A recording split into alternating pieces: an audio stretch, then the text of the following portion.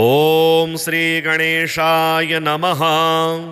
अथ श्री संकटमोचन हनुमानाष्टकम्।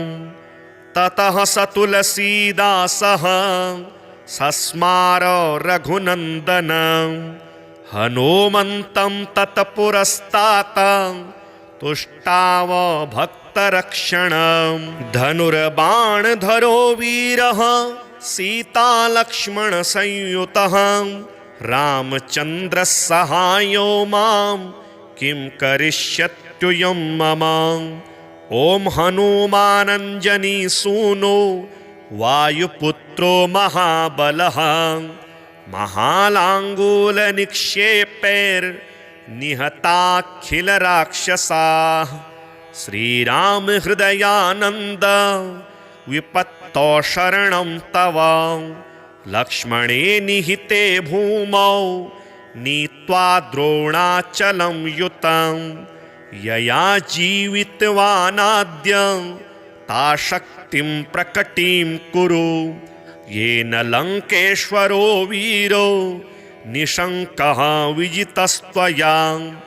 दुर्निरीक्ष्योऽपि देवानि तद्बलं दर्शयाधुना यया लङ्का प्रविश्यत्वं ज्ञातवान् जानकी स्वयं। रावणान्तःपुरेत्युग्रे तां बुद्धिं प्रकटीं कुरु रुद्रावतार भक्तार्ति विमोचन महाभुजं। कपिराज प्रसन्नस्त्वं शरणं तव रक्ष माम्। इत्यष्टकं हनुमतः यः पठेत् श्रद्धयान्वितः सर्वकष्टविनिर्मुक्तो लभते वाञ्छितफलं।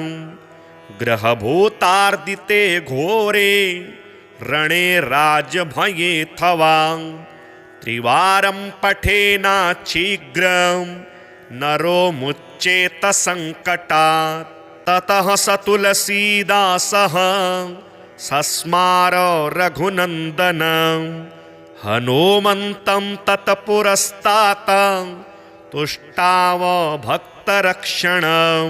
धनुर्बाणधरो वीरः सीतालक्ष्मण संयुतः रामचन्द्र सहायो मां किं करिष्यत्युयं मम। ओम हनुमानंजनी सूनो वायुपुत्रो महाबलः महालांगूल निहताखिल राक्षसाः। श्रीराम हृदयानंद विपत्तो शरणं तव लक्ष्मणे निहिते भूमौ नीत्वा द्रोणाचलं युतं। यया जीवितवानाद्य ता शक्तिं प्रकटीं कुरु येन लङ्केश्वरो वीरो निशङ्कः विजितस्त्वया। दुर्निरीक्ष्योऽपि देवानि तद्बलं दर्शयाधुना यया लङ्का प्रविश्यत्वं ज्ञातवान् जानकी स्वयं। रावणान्तःपुरेत्युग्रे तां बुद्धिं प्रकटीं कुरु रुद्रावतार भक्तार्ति विमोचन महाभुजं। कपिराज प्रसन्नस्त्वं शरणं तव रक्ष माम्। इत्यष्टकं हनुमतः यः पठेत् श्रद्धयान्वितः सर्वकष्टविनिर्मुक्तो लभते वाञ्छितफलं।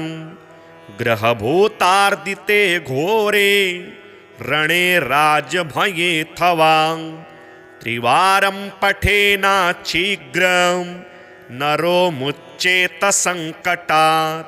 ततः स तुलसीदासः सस्मार रघुनन्दनं हनुमन्तं तत्पुरस्तात् तुष्टाव भक्तरक्षणं। धनुर्बाणधरो वीरः सीतालक्ष्मण संयुतः रामचन्द्र सहायो मां किं करिष्यत्युयं मम। ॐ हनुमानञ्जनीसूनो वायुपुत्रो महाबलः महालाङ्गूलनिक्षेपैर्निहताखिलराक्षसाः। श्रीरामहृदयानन्द विपत्तौ शरणं तव।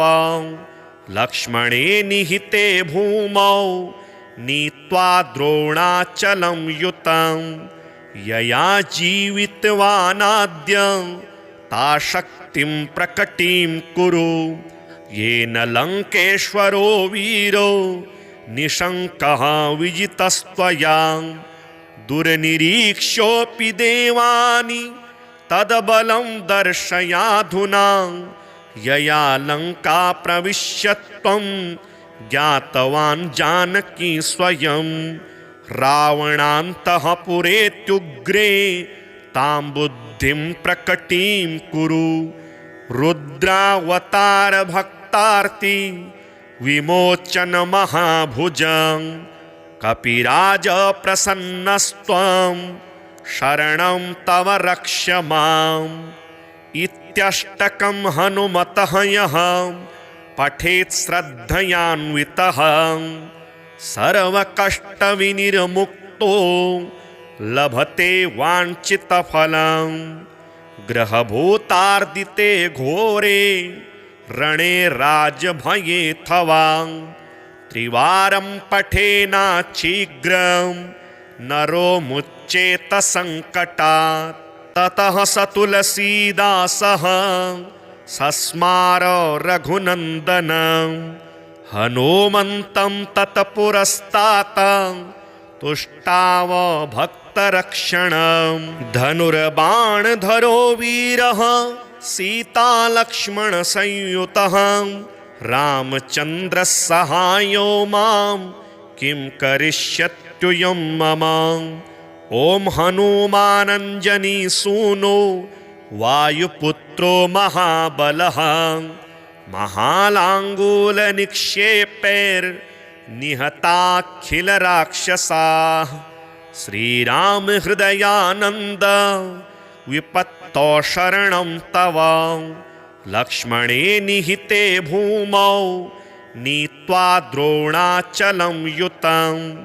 यया जीवितवानाद्य ता शक्तिं प्रकटीं कुरु। येन लङ्केश्वरो वीरो निशङ्कः विजितस्त्वया।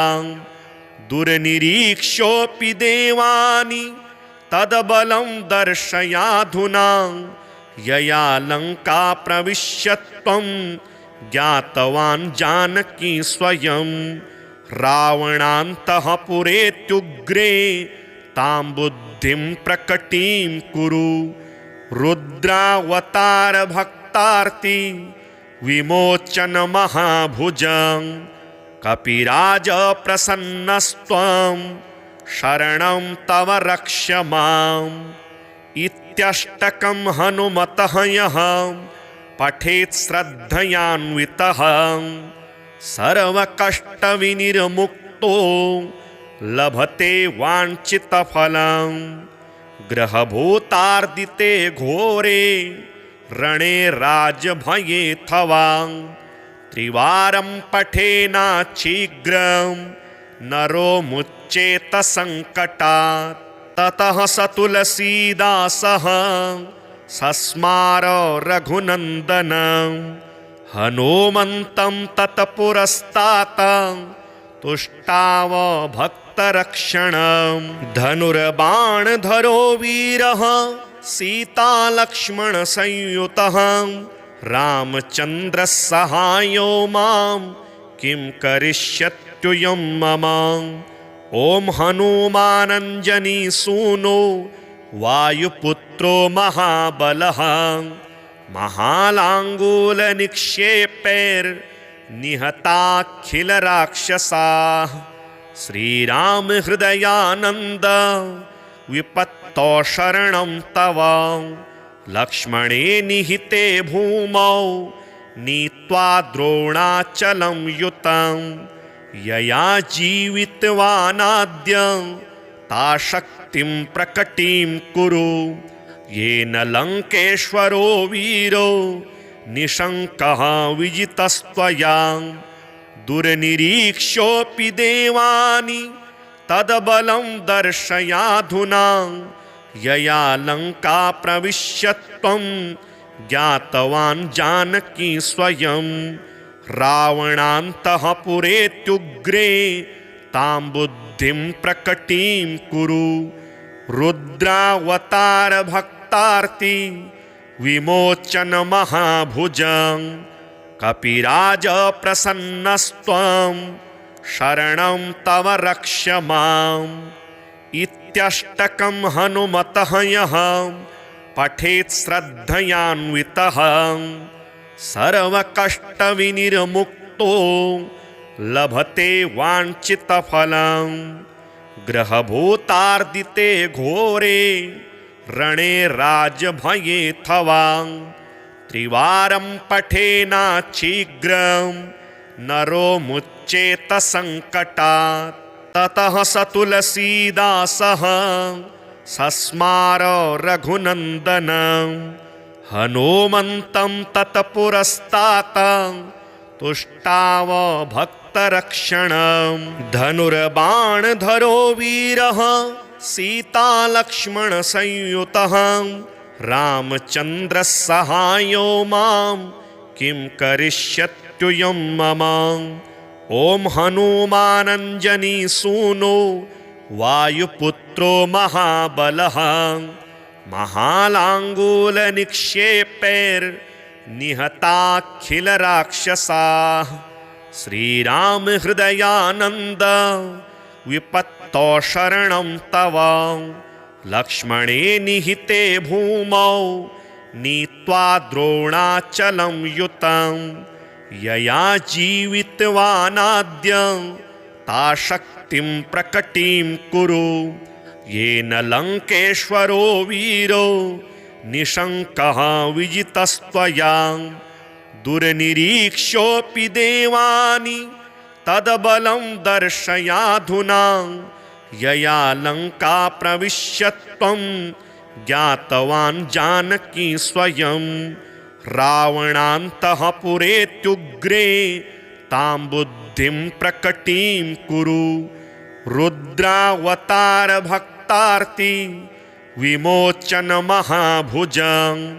कपिराज प्रसन्नस्त्वं शरणं तव रक्ष माम् इत्यष्टकं हनुमतः यः पठेत् श्रद्धयान्वितः सर्वकष्टविनिर्मुक्तो लभते वाञ्छितफलं ग्रहभूतार्दिते घोरे रणे राजभयेऽथवा त्रिवारं पठेनाच्छीघ्रं नरो मुच्येत सङ्कटात् ततः स तुलसीदासः सस्मार रघुनन्दनं हनुमन्तं तत्पुरस्तात् तुष्टाव भक्तरक्षणं धनुर्बाणधरो वीरः सीतालक्ष्मणसंयुतः रामचन्द्रः सहायो मां किं करिष्यत्युयं मम ॐ हनुमानञ्जनीसूनो वायुपुत्रो महाबलः महालाङ्गूलनिक्षेपैर्निहताखिलराक्षसाः श्रीरामहृदयानन्द विपत्तौ शरणं तव लक्ष्मणे निहिते भूमौ नीत्वा द्रोणाचलं युतं यया जीवितवानाद्य ताशक्तिं प्रकटीं कुरु येन लङ्केश्वरो वीरो निशङ्कः विजितस्त्वया दुर्निरीक्ष्योऽपि देवानि तद्बलं दर्शयाधुना यया लङ्का प्रविश्यत्वं ज्ञातवान् जानकी स्वयं रावणान्तःपुरेत्युग्रे तां बुद्धिं प्रकटीं कुरु रुद्रावतारभक्तार्ति विमोचन महाभुजं कपिराज प्रसन्नस्त्वं शरणं तव रक्ष माम् इत्यष्टकं हनुमतः यः पठेत् श्रद्धयान्वितः सर्वकष्टविनिर्मुक्तो लभते वाञ्छितफलं ग्रहभूतार्दिते घोरे रणे राजभयेऽथवा त्रिवारं पठेनाच्छीघ्रं नरो मुच्येत सङ्कटात् ततः स तुलसीदासः सस्मार रघुनन्दनं हनुमन्तं तत्पुरस्तात् तुष्टाव भक्तरक्षणं धनुर्बाणधरो वीरः सीतालक्ष्मणसंयुतः रामचन्द्रः सहायो मां किं करिष्यत्युयं मम ॐ हनुमानञ्जनीसूनो वायुपुत्रो महाबलः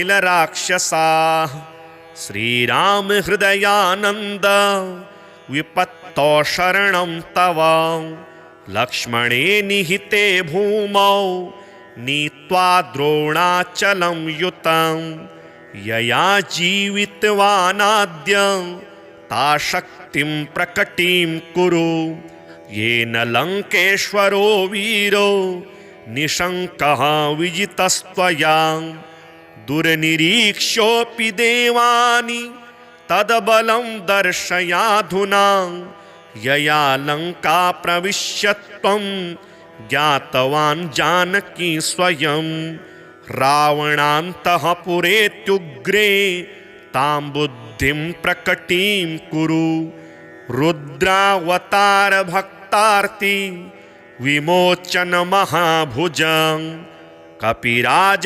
प्रसन्नस्त्वं शरणं तव रक्ष माम् इत्यष्टकं हनुमतः यः पठेत् श्रद्धयान्वितः सर्वकष्टविनिर्मुक्तो लभते वाञ्छितफलं ग्रहभूतार्दिते घोरे रणे राजभयेऽथवा त्रिवारं पठेनाच्छीघ्रं नरो मुच्येत सङ्कटात् ततः स तुलसीदासः सस्मार रघुनन्दनं हनुमन्तं तत्पुरस्तात् तुष्टाव भक्तरक्षणं धनुर्बाणधरो वीरः सीतालक्ष्मणसंयुतः रामचन्द्रः सहायो मां किं करिष्यत्युयं मम ॐ हनुमानञ्जनीसूनो वायुपुत्रो महाबलः महालाङ्गूलनिक्षेपैर्निहताखिलराक्षसाः श्रीरामहृदयानन्द विपत्तौ शरणं तव लक्ष्मणे निहिते भूमौ नीत्वा द्रोणाचलं युतं यया जीवितवानाद्य ता शक्तिं प्रकटीं कुरु येन लङ्केश्वरो वीरो निशङ्कः विजितस्त्वया दुर्निरीक्ष्योऽपि देवानि तद्बलं दर्शयाधुना यया लङ्का प्रविश्य त्वं ज्ञातवान् जानकी स्वयं रावणान्तःपुरेत्युग्रे तां बुद्धिं प्रकटीं कुरु रुद्रावतारभक्तार्ति विमोचन महाभुजं कपिराज प्रसन्नस्त्वं शरणं तव रक्ष माम् इत्यष्टकं हनुमतः यः पठेत् श्रद्धयान्वितः सर्वकष्टविनिर्मुक्तो लभते वाञ्छितफलं ग्रहभूतार्दिते घोरे रणे राजभयेऽथवा त्रिवारं पठेनाच्छीघ्रं नरो मुच्येत संकटात्। ततः स तुलसीदासः सस्मार रघुनन्दनं हनुमन्तं तत्पुरस्तात् तुष्टाव भक्तरक्षणं। धनुर्बाणधरो वीरः सीतालक्ष्मणसंयुतः रामचन्द्रः सहायो मां किं करिष्यत्युयं मम। ॐ हनुमानञ्जनीसूनो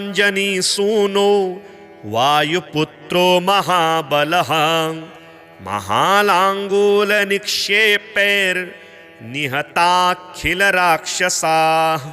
श्रीराम हृदयानन्द विपत्तौ शरणं तव। लक्ष्मणे निहिते भूमौ नीत्वा द्रोणाचलं युतं यया जीवितवानाद्य ता शक्तिं प्रकटीं कुरु। येन लङ्केश्वरो वीरो निशङ्कः विजितस्त्वया। दुर्निरीक्ष्योऽपि देवानि तद्बलं दर्शयाधुना। यया लङ्का प्रविश्य त्वं ज्ञातवान् जानकी स्वयं।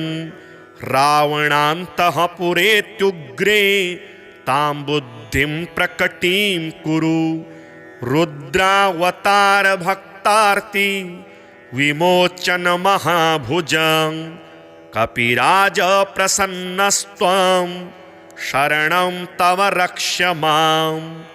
इत्यष्टकं हनुमतः यः पठेत् श्रद्धयान्वितः सर्वकष्टविनिर्मुक्तो लभते वाञ्छितफलं। ग्रहभूतार्दिते घोरे रणे राजभयेऽथवा। त्रिवारं पठेनाच्छीघ्रं नरो मुच्येत संकटात्। ततः स तुलसीदासः सस्मार रघुनन्दनं हनुमन्तं तत्पुरस्तात् तुष्टाव भक्तरक्षणं। धनुर्बाणधरो वीरः सीतालक्ष्मणसंयुतः रामचन्द्रः सहायो मां किं करिष्यत्युयं मम। ॐ हनुमानञ्जनीसूनो वायुपुत्रो महाबलः महालाङ्गूलनिक्षेपैर्निहताखिलराक्षसाः। श्रीराम हृदयानन्द विपत्तौ शरणं तव। लक्ष्मणे निहिते भूमौ नीत्वा द्रोणाचलं युतं यया जीवितवानाद्य ता शक्तिं प्रकटीं कुरु। येन लङ्केश्वरो वीरो निशङ्कः विजितस्त्वया। दुर्निरीक्ष्योऽपि देवानि तद्बलं दर्शयाधुना। यया लङ्का प्रविश्य त्वं ज्ञातवान् जानकी स्वयं। रावणान्तःपुरेत्युग्रे तां बुद्धिं प्रकटीं कुरु। रुद्रावतार भक्तार्ति विमोचन महाभुजं कपिराज प्रसन्नस्त्वं शरणं तव रक्ष माम्। इत्यष्टकं हनुमतः यः पठेत् श्रद्धयान्वितः सर्वकष्टविनिर्मुक्तो लभते वाञ्छितफलं। ग्रहभूतार्दिते घोरे रणे राजभयेऽथवा। त्रिवारं पठेनाच्छीघ्रं नरो मुच्येत संकटात्। ततः स तुलसीदासः सस्मार रघुनन्दनं हनुमन्तं तत्पुरस्तात् तुष्टाव भक्तरक्षणं।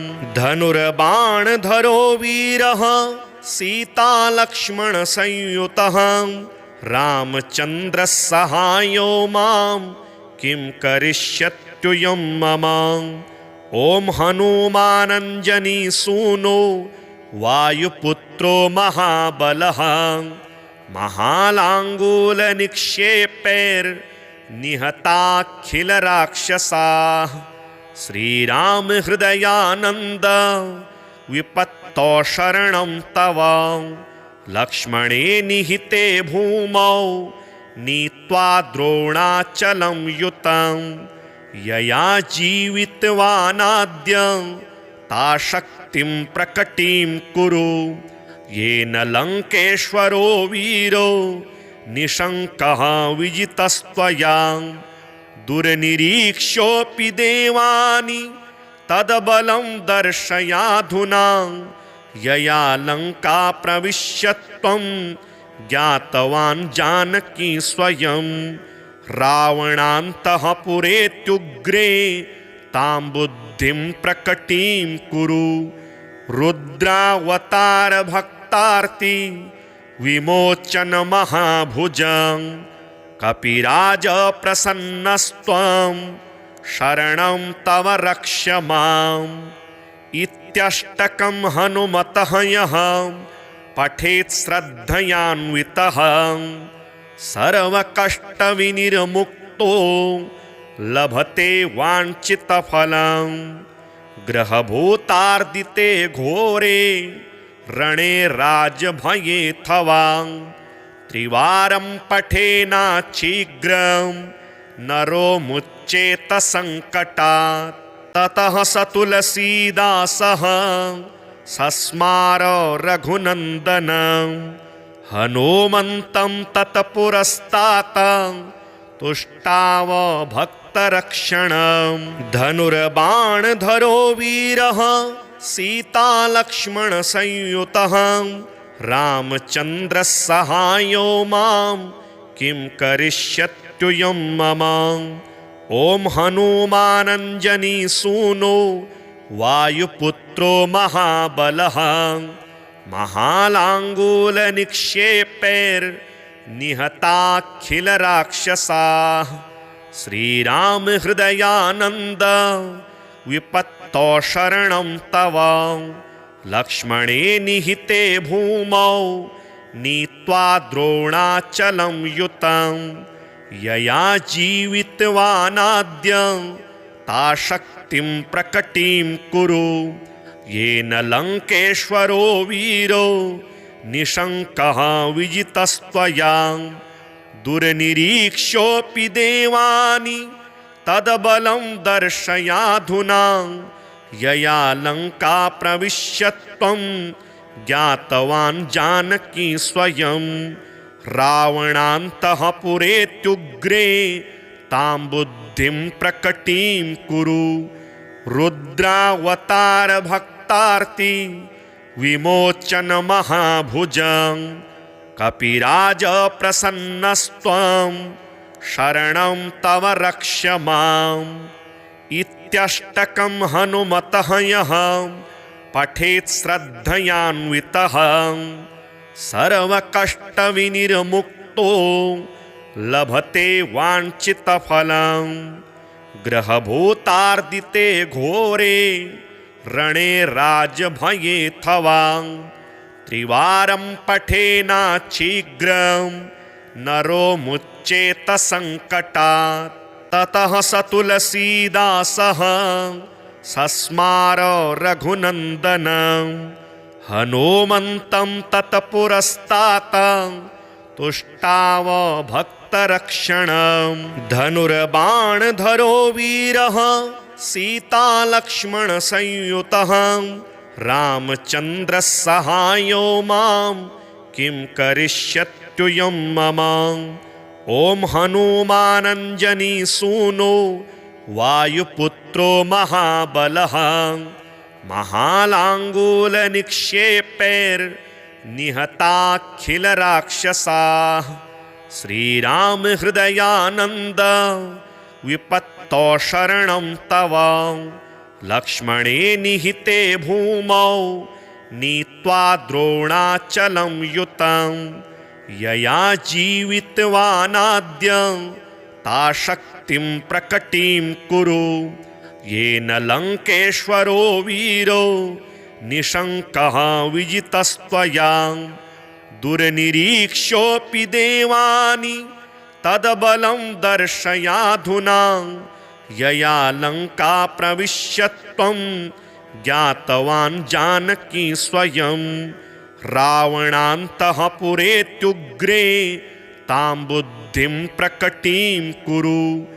रुद्रावतारभक्तार्ति विमोचन महाभुजं कपिराज प्रसन्नस्त्वं शरणं तव रक्ष माम् इत्यष्टकं हनुमतः यः पठेत् श्रद्धयान्वितः सर्वकष्टविनिर्मुक्तो लभते वाञ्छितफलं ग्रहभूतार्दिते घोरे रणे राजभयेऽथवा त्रिवारं पठेनाच्छीघ्रं नरो मुच्येत सङ्कटात् ततः स तुलसीदासः सस्मार रघुनन्दनं हनुमन्तं तत्पुरस्तात् तुष्टाव भक्तरक्षणं धनुर्बाणधरो वीरः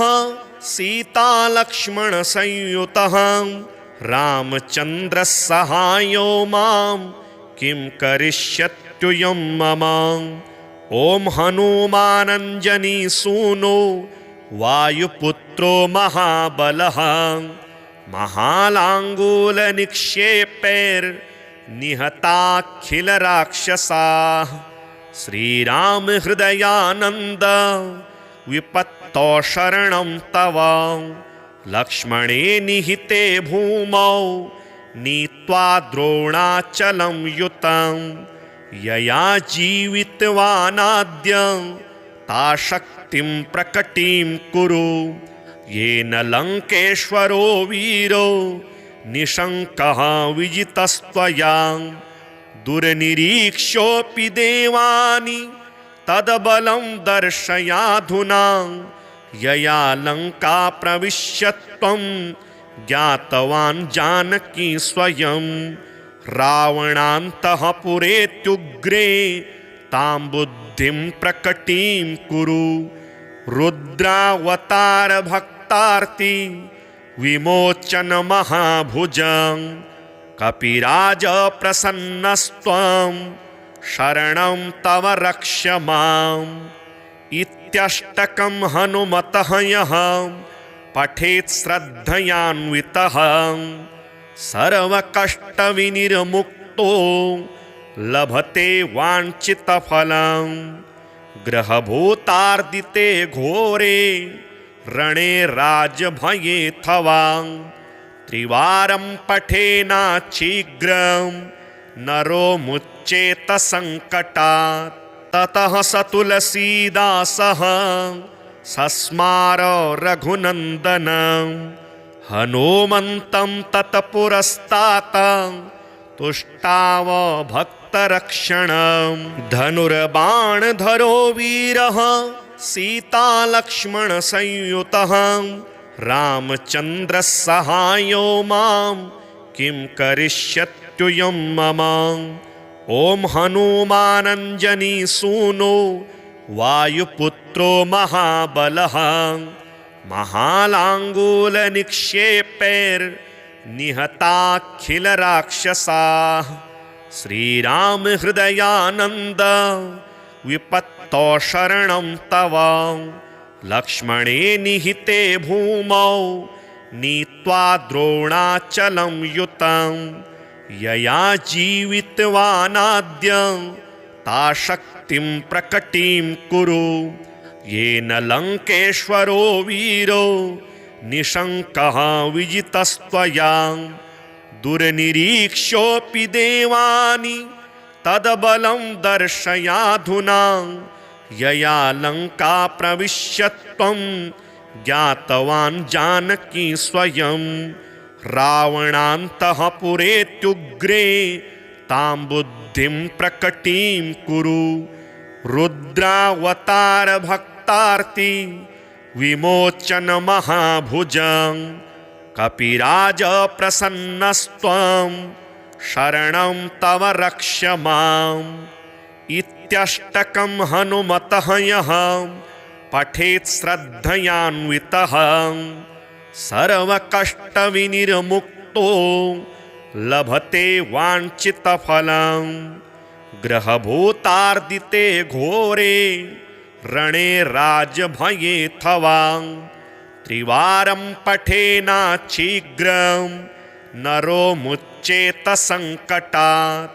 ततः स तुलसीदासः सस्मार रघुनन्दनं हनुमन्तं तत्पुरस्तात् तुष्टाव भक्तरक्षणं। धनुर्बाणधरो वीरः सीतालक्ष्मणसंयुतः रामचन्द्रः सहायो मां किं करिष्यत्युयं मम। ॐ हनुमानञ्जनीसूनो वायुपुत्रो महाबलः महालाङ्गूलनिक्षेपैर्निहताखिलराक्षसाः। श्रीराम हृदयानन्द विपत्तौ शरणं तव लक्ष्मणे निहिते भूमौ नीत्वा द्रोणाचलं युतं। यया जीवितवानाद्य ता शक्तिं प्रकटीं कुरु येन लङ्केश्वरो वीरो निशङ्कः विजितस्त्वया। दुर्निरीक्ष्योऽपि देवानि तद्बलं दर्शयाधुना यया लङ्का प्रविश्य त्वं ज्ञातवान् जानकी स्वयं। रावणान्तःपुरेत्युग्रे तां बुद्धिं प्रकटीं कुरु रुद्रावतार भक्तार्ति विमोचन महाभुजं। कपिराज प्रसन्नस्त्वं शरणं तव रक्ष माम् इत्यष्टकं हनुमतः यः पठेत् श्रद्धयान्वितः सर्वकष्टविनिर्मुक्तो लभते वाञ्छितफलम्। ग्रहभूतार्दिते घोरे रणे राजभयेऽथवा त्रिवारं पठेनाच्छीघ्रं नरो मुच्येत संकटात्। ततः स तुलसीदासः सस्मार रघुनन्दनं हनुमन्तं तत्पुरस्तात् तुष्टाव भक्तरक्षणं। धनुर्बाणधरो वीरः सीतालक्ष्मणसंयुतः रामचन्द्रः सहायो मां किं करिष्यत्युयं मम। ॐ हनुमानञ्जनीसूनो वायुपुत्रो महाबलः महालाङ्गूलनिक्षेपैर्निहताखिलराक्षसाः। श्रीराम हृदयानन्द विपत्तौ शरणं तव लक्ष्मणे निहिते भूमौ नीत्वा द्रोणाचलं युतं। यया जीवितवानाद्य ता शक्तिं प्रकटीं कुरु येन लङ्केश्वरो वीरो निशङ्कः विजितस्त्वया। दुर्निरीक्ष्योऽपि देवानि तद्बलं दर्शयाधुना यया लङ्का प्रविश्य त्वं ज्ञातवान् जानकी स्वयं। रावणान्तःपुरेत्युग्रे तां बुद्धिं प्रकटीं कुरु रुद्रावतार भक्तार्ति विमोचन महाभुजं। कपिराज प्रसन्नस्त्वं शरणं तव रक्ष माम् इत्यष्टकं हनुमतः यः पठेत् श्रद्धयान्वितः सर्वकष्टविनिर्मुक्तो लभते वाञ्छितफलम्। ग्रहभूतार्दिते घोरे रणे राजभयेऽथवा त्रिवारं पठेनाच्छीघ्रं नरो मुच्येत संकटात्। ततः स तुलसीदासः सस्मार रघुनंदन हनुमन्तं तत्पुरस्तात् तुष्टाव भक्तरक्षणं धनुर्बाणधरो वीरः सीतालक्ष्मणसंयुतः रामचन्द्रः सहायो मां किं करिष्यत्युयं मम ॐ हनुमानञ्जनीसूनो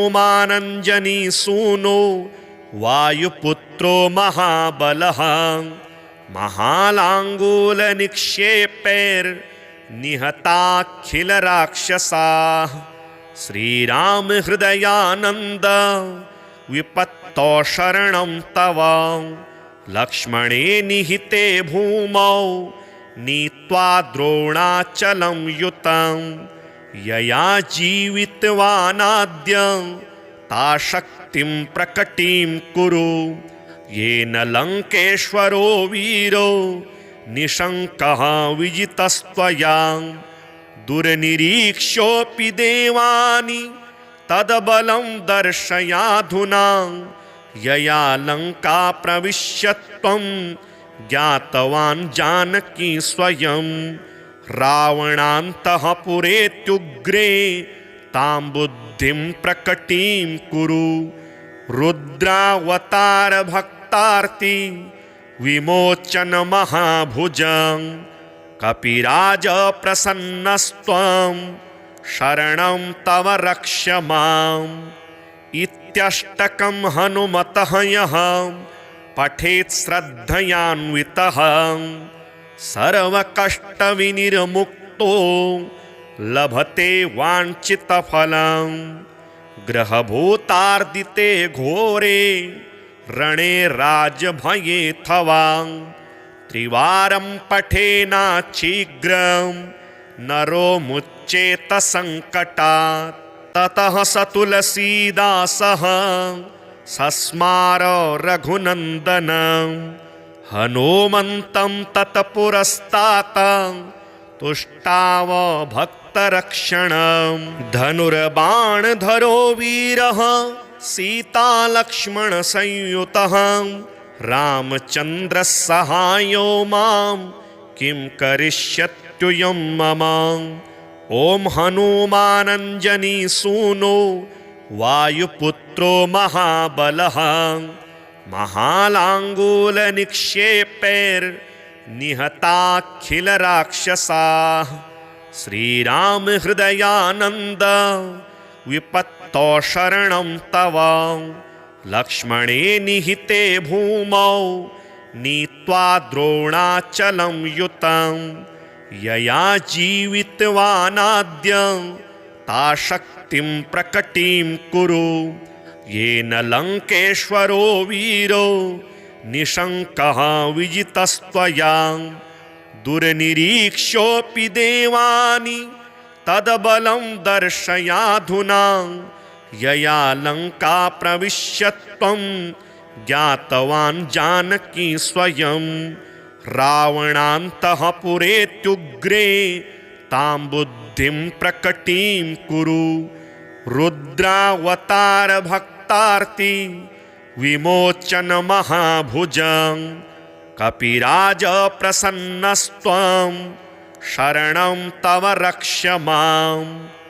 इत्यष्टकं हनुमतः यः पठेत् श्रद्धयान्वितः सर्वकष्टविनिर्मुक्तो लभते वाञ्छितफलं ग्रहभूतार्दिते घोरे रणे राजभयेऽथवा त्रिवारं पठेनाच्छीघ्रं नरो मुच्येत संकटात् ततः स तुलसीदासः सस्मार रघुनन्दनं हनुमन्तं तत्पुरस्तात् तुष्टाव भक्तरक्षणं धनुर्बाणधरो वीरः सीतालक्ष्मणसंयुतः रामचन्द्रः सहायो मां किं करिष्यत्युयं मम ॐ हनुमानञ्जनीसूनो वायुपुत्रो महाबलः महालाङ्गूलनिक्षेपैर्निहताखिलराक्षसाः निहताखिलराक्षसाः श्रीराम हृदयानन्द विपत्तौ शरणं तव लक्ष्मणे निहिते भूमौ नीत्वा द्रोणाचलं युतं यया जीवितवानाद्य ता शक्तिं प्रकटीं कुरु येन लङ्केश्वरो वीरो निशङ्कः विजितस्त्वया दुर्निरीक्ष्योऽपि देवानि तद्बलं दर्शयाधुना यया लङ्का प्रविश्यत्वं ज्ञातवान् जानकी स्वयं रावणान्तःपुरेत्युग्रे तां बुद्धिं प्रकटीं कुरु रुद्रावतार भक्तार्ति विमोचन महाभुजं कपिराज प्रसन्नस्त्वं शरणं तव रक्ष माम् इत्यष्टकं हनुमतः यः पठेत् श्रद्धयान्वितः सर्वकष्टविनिर्मुक्तो लभते वाञ्छितफलं ग्रहभूतार्दिते घोरे रणे राजभयेऽथवा त्रिवारं पठेनाच्छीघ्रं नरो मुच्येत सङ्कटात् ततः स तुलसीदासः सस्मार रघुनन्दनं हनुमन्तं तत्पुरस्तात् तुष्टाव भक्तरक्षणं धनुर्बाणधरो वीरः सीतालक्ष्मणसंयुतः रामचन्द्रः सहायो मां किं करिष्यत्युयं मम ॐ हनुमानञ्जनीसूनो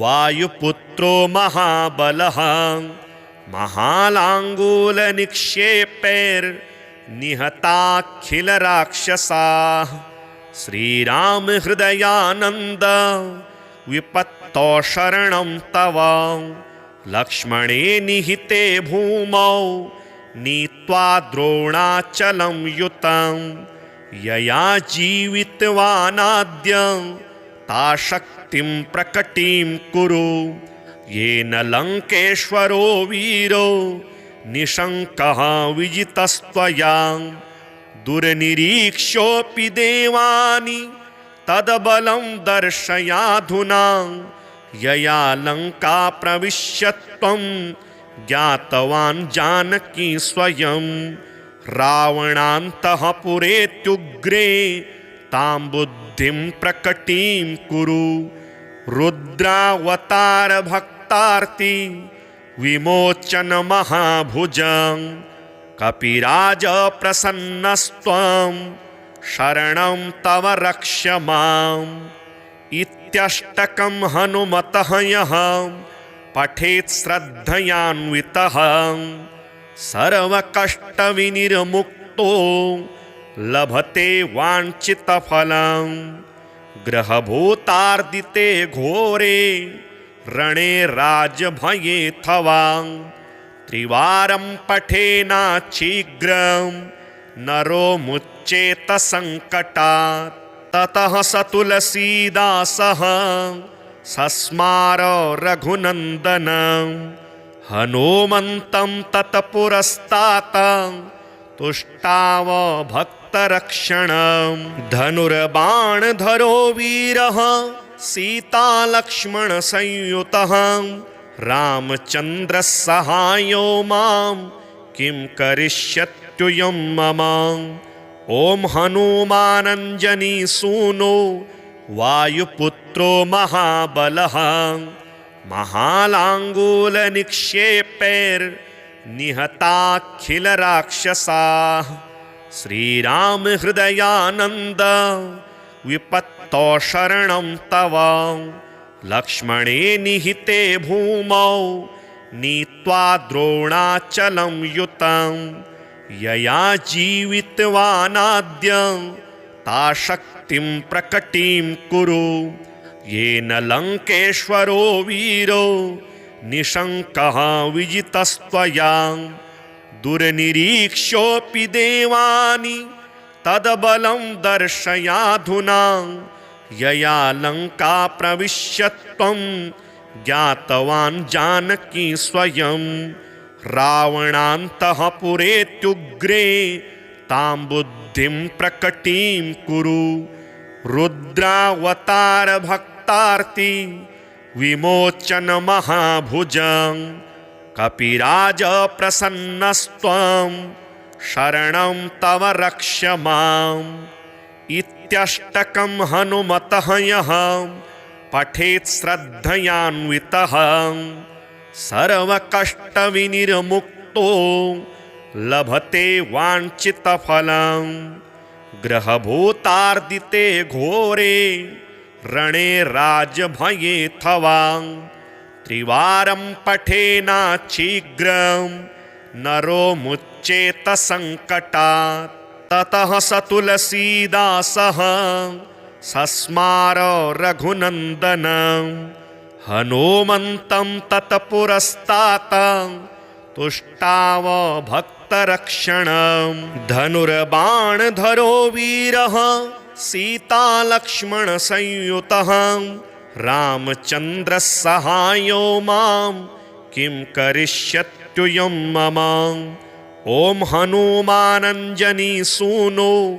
वायुपुत्रो महाबलः महालाङ्गूलनिक्षेपैर्निहताखिलराक्षसाः श्रीरामहृदयानन्द विपत्तौ शरणं तव लक्ष्मणे निहिते भूमौ नीत्वा द्रोणाचलं युतं यया जीवितवानाद्य ता शक्तिं प्रकटीं कुरु येन लङ्केश्वरो वीरो निशङ्कः विजितस्त्वया दुर्निरीक्ष्योऽपि देवानि तद्बलं दर्शयाधुना यया लङ्का प्रविश्य त्वं ज्ञातवान् जानकी स्वयं रावणान्तःपुरेत्युग्रे तां बुद्धिं प्रकटीं कुरु रुद्रावतारभक्तार्ति विमोचन महाभुजं कपिराज प्रसन्नस्त्वं शरणं तव रक्ष माम् इत्यष्टकं हनुमतः यः पठेत् श्रद्धयान्वितः सर्वकष्टविनिर्मुक्तो लभते वाञ्छितफलं ग्रहभूतार्दिते घोरे रणे राजभयेऽथवा त्रिवारं पठेनाच्छीघ्रं नरो मुच्येत सङ्कटात् ततः स तुलसीदासः सस्मार रघुनन्दनं हनुमन्तं तत्पुरस्तात् तुष्टाव भक्तरक्षणं धनुर्बाणधरो वीरः सीतालक्ष्मणसंयुतः रामचन्द्रः सहायो मां किं करिष्यत्युयं मम ॐ हनुमानञ्जनीसूनो वायुपुत्रो महाबलः महालाङ्गूलनिक्षेपैर्निहताखिलराक्षसाः श्रीरामहृदयानन्द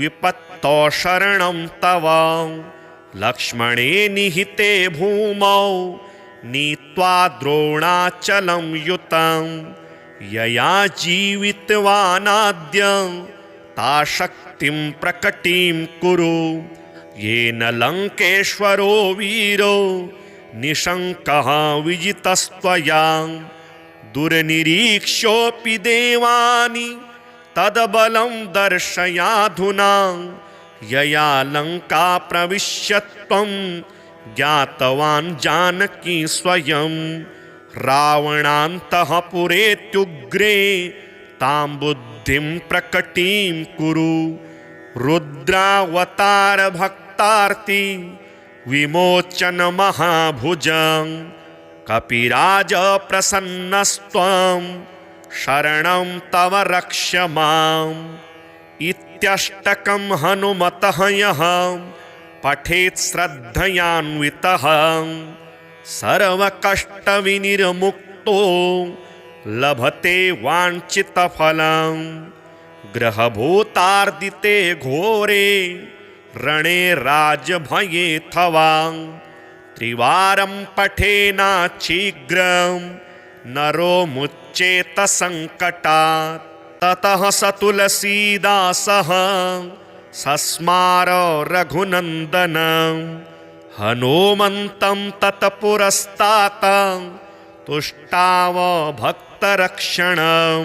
धनुर्बाणधरो वीरः सीतालक्ष्मणसंयुतः रामचन्द्रः सहायो मां किं करिष्यत्युयं मम। ॐ हनुमानञ्जनीसूनो वायुपुत्रो महाबलः महालाङ्गूलनिक्षेपैर्निहताखिलराक्षसाः। श्रीरामहृदयानन्द विपत्तौ शरणं तव लक्ष्मणे निहिते भूमौ नीत्वा द्रोणाचलं युतं यया जीवितवानाद्य ता शक्तिं प्रकटीं कुरु येन लङ्केश्वरो वीरो निशङ्कः विजितस्त्वया। दुर्निरीक्ष्योऽपि देवानि तद्बलं दर्शयाधुना यया लङ्का प्रविश्य त्वं ज्ञातवान् जानकी स्वयं। रावणान्तःपुरेत्युग्रे तां बुद्धिं प्रकटीं कुरु रुद्रावतारभक्तार्ति विमोचन महाभुजं कपिराजप्रसन्नस्त्वं शरणं तव रक्ष माम्। इत्यष्टकं हनुमतः यः पठेत् श्रद्धयान्वितः सर्वकष्टविनिर्मुक्तो लभते वाञ्छितफलं ग्रहभूतार्दिते घोरे रणे राजभयेऽथवा त्रिवारं पठेनाच्छीघ्रं नरो मुच्येत संकटात्। ततः स तुलसीदासः सस्मार रघुनन्दनं हनुमन्तं तत्पुरस्तात् तुष्टाव भक्तरक्षणं। धनुर्बाणधरो वीरः सीतालक्ष्मणसंयुतः रामचन्द्रः सहायो मां किं करिष्यत्युयं मम। ॐ हनुमानञ्जनीसूनो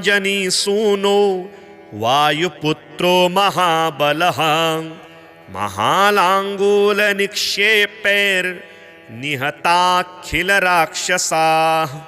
श्रीरामहृदयानन्द विपत्तौ शरणं तव लक्ष्मणे निहिते भूमौ नीत्वा द्रोणाचलं युतं यया जीवितवानाद्य ता शक्तिं प्रकटीं कुरु येन लङ्केश्वरो वीरो निशङ्कः विजितस्त्वया।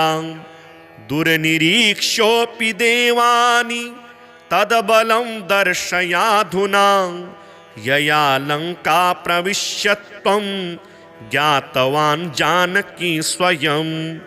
रावणान्तःपुरेत्युग्रे तां बुद्धिं प्रकटीं कुरु रुद्रावतारभक्तार्ति विमोचन महाभुजं कपिराजप्रसन्नस्त्वं शरणं तव रक्ष माम्। इत्यष्टकं हनुमतः यः पठेत् श्रद्धयान्वितः सर्वकष्टविनिर्मुक्तो लभते वाञ्छितफलं ग्रहभूतार्दिते घोरे रणे राजभयेऽथवा त्रिवारं पठेनाच्छीघ्रं नरो मुच्येत संकटात्। ततः स तुलसीदासः सस्मार रघुनन्दनं हनुमन्तं तत्पुरस्तात् तुष्टाव भक्तरक्षणं धनुर्बाणधरो वीरः सीतालक्ष्मणसंयुतः रामचन्द्रः सहायो मां किं करिष्यत्युयं मम ॐ हनुमानञ्जनीसूनो वायुपुत्रो महाबलः महालाङ्गूलनिक्षेपैर्निहताखिलराक्षसाः श्रीराम हृदयानन्द विपत्तौ शरणं तव लक्ष्मणे निहिते भूमौ नीत्वा द्रोणाचलं युतं यया जीवितवानाद्य ता शक्तिं प्रकटीं कुरु येन लङ्केश्वरो वीरो निशङ्कः विजितस्त्वया दुर्निरीक्ष्योऽपि देवानि तद्बलं दर्शयाधुना यया लङ्का प्रविश्यत्वं ज्ञातवान् जानकी स्वयं रावणान्तःपुरेत्युग्रे तां बुद्धिं प्रकटीं कुरु रुद्रावतार भक्तार्ति विमोचन महाभुजं कपिराज प्रसन्नस्त्वं शरणं तव रक्ष माम् इत्यष्टकं हनुमतः यः पठेत् श्रद्धयान्वितः सर्वकष्टविनिर्मुक्तो लभते वाञ्छितफलं ग्रहभूतार्दिते घोरे रणे राजभयेऽथवा त्रिवारं पठेनाच्छीघ्रं नरो मुच्येत संकटात्